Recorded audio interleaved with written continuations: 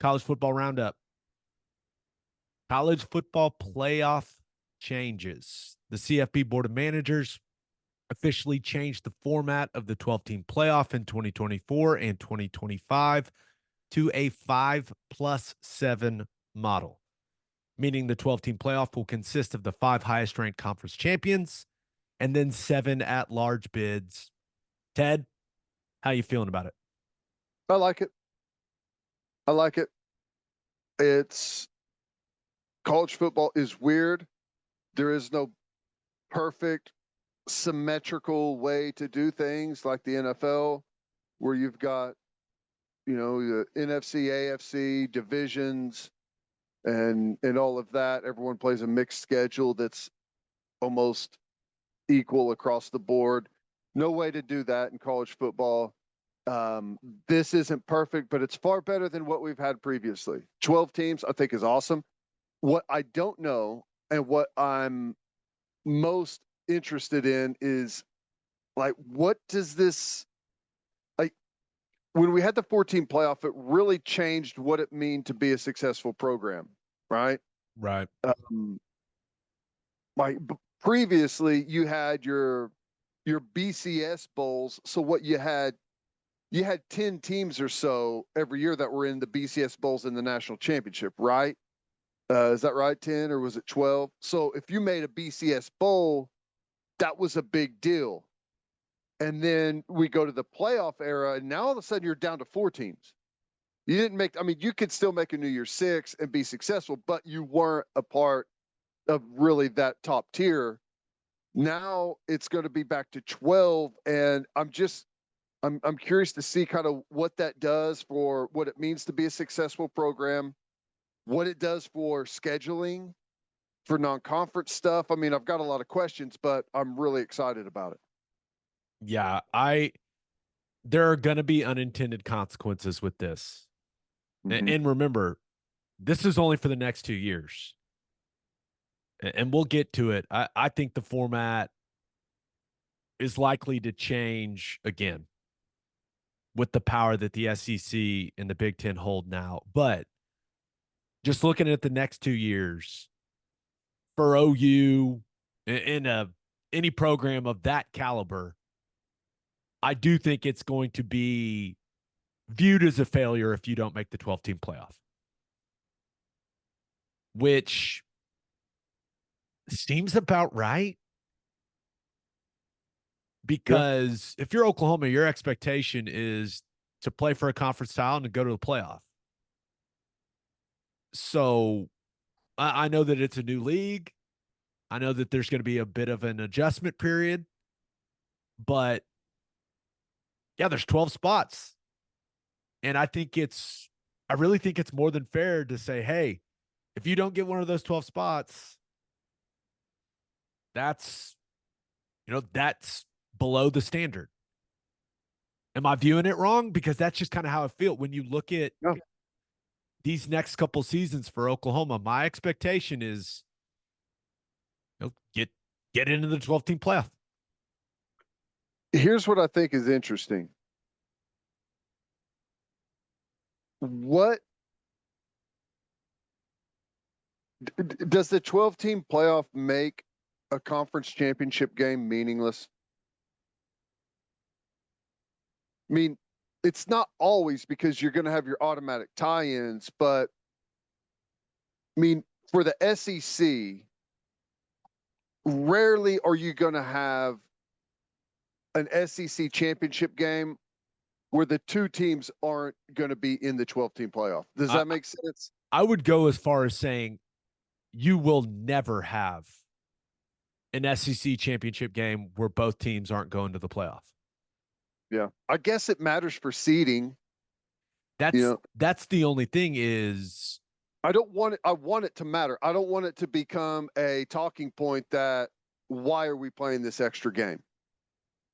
You know what I'm saying? That's the seeding, and that's where it's interesting. If it were up to me, looking at the next 2 years of the college football playoff, the top 4 teams should get a bye. Just the top four teams, not the top four conference champions. Just Yeah. who do we think are the best four teams? But if the SEC championship game was number one Georgia versus number two Alabama, then the loser would still get a bye, most likely. Now, I also Yeah. think that the way that we view a successful season from a record standpoint is going to change with how the Big Ten and the SEC have consolidated, some of the biggest brands in the sport. Yeah. I I, agree. I don't think that we're going to have a bunch of teams ripping off undefeated seasons. Now, maybe I'm wrong, but I think it's going to have more of an NFL feel to it from a record standpoint and what is deemed as successful. But it just feels like this format that we'll have over the next 2 years. And remember, it originally got held up because of the Pac-12. They wanted some assurances.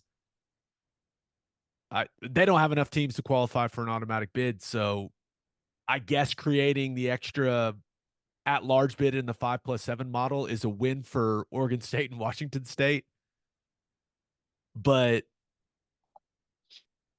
I don't know, man. I just feel like we're going to have this format for 2 seasons, and then it's going to change again.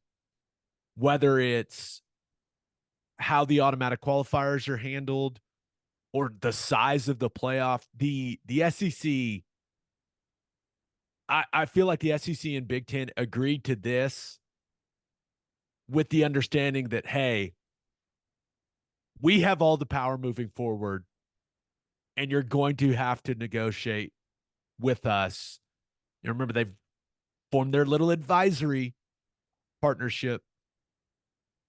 I just can't imagine that the SEC and the Big Ten are going to agree to this format, this 5+7 moving forward. I don't see it at all, man.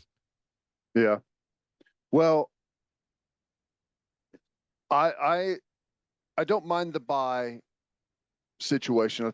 That's fine. But one of the things I think is dumb is that if you let's say Georgia continues their run of dominance. Under this scenario, Georgia will never get to host a home playoff game. The coolest thing about the playoff for me is playoff games at campus stadiums. Like, we've never seen anything like that before. It's so to think about hosting OU hosting Notre Dame for a playoff game, or going to wherever, Penn State for a play. Like, that is the coolest part of the whole deal. And you wipe a big section of that off whenever you enter in to the bowl stuff. I think it's stupid. And I love bowl games.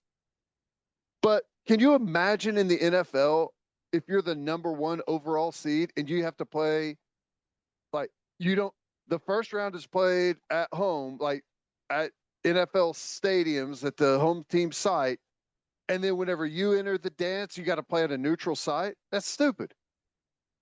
Completely agree. I don't know how you marry that with the bowl stuff, though. It's simple. You don't. You stop letting some of these bowls control the sport. You have the bowl game at the site, I guess, right? At the Georgia Stadium, Yeah, I guess. yeah, you can have the Rose Bowl committee can handle the organization of the game and do some events around it. I don't know what the answer is, but I'm with you. I think the first 2 rounds should be at home stadiums. That way you get the bye and then you get your home game. Mm-hmm. That's how it works in a perfect world for me. But there's a big meeting today in Dallas. They may have the 5+7 format figured out for the next couple of years, but there's still a lot to figure out for the college football playoff after that. And they still have to figure out what the format's going to be, including automatic qualifiers and the size of the playoff. They got to figure out the revenue distribution for the college football playoff. And did you see what the MAC commissioner said? That letter he sent out Mm-hmm. that despite some of the reporting about ESPN agreeing to a 6-year extension to exclusively carry the CFP board of managers has not reviewed any type of documentation for a new TV deal for the college football playoff. Now, that doesn't mean that it's not happening. And the Athletic actually doubled down and said that ESPN has agreed to terms for that 6-year extension with the company that reps the college football playoff, but it hasn't been seen or voted on yet. So they got to figure that out, Ted. And that's the TV deal is the most important piece of this entire thing. Yeah. But right now, according to the Athletic, the Power Five, they split about 80% of the CFP revenue. Here's the quote right here. Each conference receives roughly the same share regardless of its appearance or performance in the postseason. There's just no way the SEC and Big Ten will be down for that moving forward. No. So I don't know if you give those two conferences a guaranteed percentage of the revenue. Do you make the percentage of revenue based on how many teams you get in the playoff? I don't know, but I know that Sankey and Petiti are going to be asking for a lot. And I'm sure there's going to be details that come out about that meeting that's taking place right now. And they're going to ask for things that are going to make a lot of other people in the room uncomfortable, I'm sure. Well, you have to be rewarded for success. You know, I understand the revenue sharing model and all of that. I think it sucks in college football because there are teams and there are conferences that contribute very little to the overall, the massive product. And the fact that they would like have some type of equal share is, to me, that would be a very hard pill to swallow for the SEC and the Big Ten and the guys that those teams draw the massive ratings. That's where the bulk of the revenue is coming from. Yeah, and I kind of to lend what you're saying, and that was your big deal with OU in the Big 12. You always felt like there were a lot of teams in the Big 12 that were cashing checks off OU's success. Well, look what's happened since the announcement of OU and Texas to the SEC. Everyone had to get their shit together, right? And they started spending money on their programs and actually investing some resources. But I saw this from Ross Dellinger. If you look at how the conferences are constructed now, and you applied the 5+7 model to the last decade of the college football playoff, the SEC and the Big Ten would have accounted for 73 of 120 spots in the college football playoff. 61%. It's crazy. So with Petiti and Sankey being armed with that knowledge, there's just no doubt that they're going to ask for more guaranteed spots, or they're just going to want it to be the top 12 teams, or maybe you expand to 16 and you give the Big Ten and SEC 4 spots each. I don't know. Would guaranteeing them half the field, would that be sufficient? I don't know. But when you look at that number, 61%, you got to imagine that the Big Ten and SEC are going, we're going to get ours here, guys. And if you're the Big 12, you're the ACC, you really, I mean, what can you say? Yeah, and if you think about like the SEC in particular, you've had Alabama, Georgia, LSU. Who else from the SEC has made it? Is it just those 3 teams have made the playoff? Is there someone I'm missing off the top of my head? I'm sure we're forgetting someone. But like uh, you've got the ACC has only had Clemson make it, right? It's crazy that you have Well, Florida State made it early, right? no, they No, won their championship the year before year it before. started, That was the Jameis year. or maybe it's 2 years before. They won it 13, I think, and then yeah, and then the first year was 14.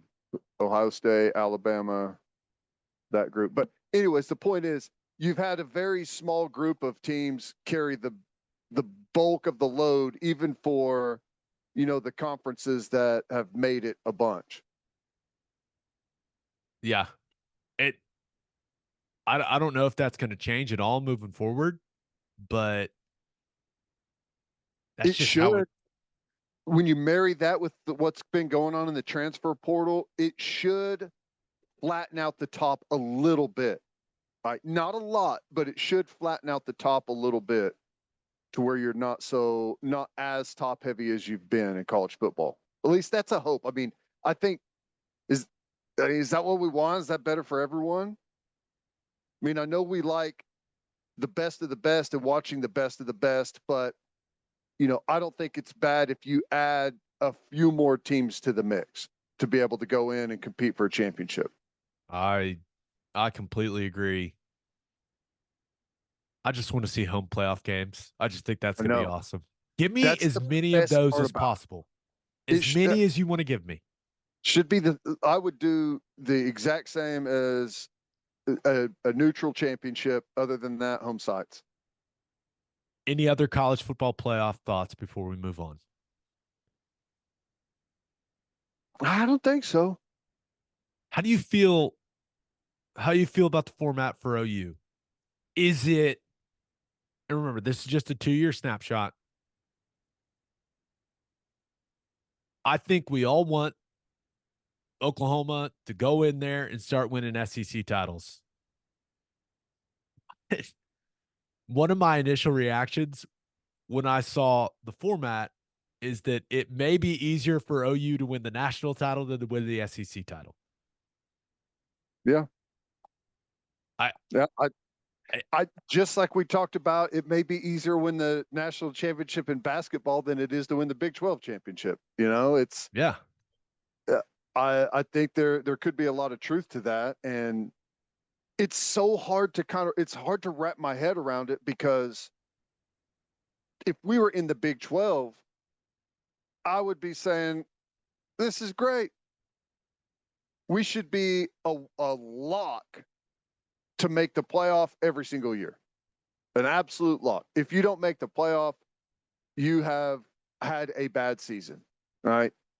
But in the SEC, I'm not as sure like what exactly that looks like. Are we going to see 3 teams from the SEC every year? Are we going to see 4? I don't know, since we're entering a whole new landscape. Just for the lay of the land, it's hard to get your head around where we're going to fall in year 1. And then you add the 12-team playoff to the mix. I don't know. Big 12, I'd I be kicking back in the recliner. yeah, the I don't know what is best for the Big 12 in the ACC these next couple years. When you look at would it be best for them for the SEC and the Big 10 to get a lot of teams in so that they go, "Hey, we like this format. This is great." But then with that, it would say, "Hey, we need a bigger piece." They're going to want a bigger piece anyways from the revenue distribution. Would that be best or would it be best if the SEC only got 2 teams in and maybe the Big 10 only got 1 or 2? Because then those conferences would go, "Hey, we need to make this field bigger or we need to change how it does." So I don't know. I just feel like the Big 12 and the ACC are pretty much just at the mercy of the Big 10 and the SEC. That's how it feels to me. Like Yeah. it I, feels like Sankey and Petiti hold, I won't say all the power because maybe ESPN has the most power of anyone in this entire thing, but it feels like they got a lot of power in the way that this thing's going to look after, starting in 2026. My feeling is it's going to be 12-team playoff year one, screaming success. Playoff 12-team playoff year two, screaming success. And what happens whenever you have a screaming success?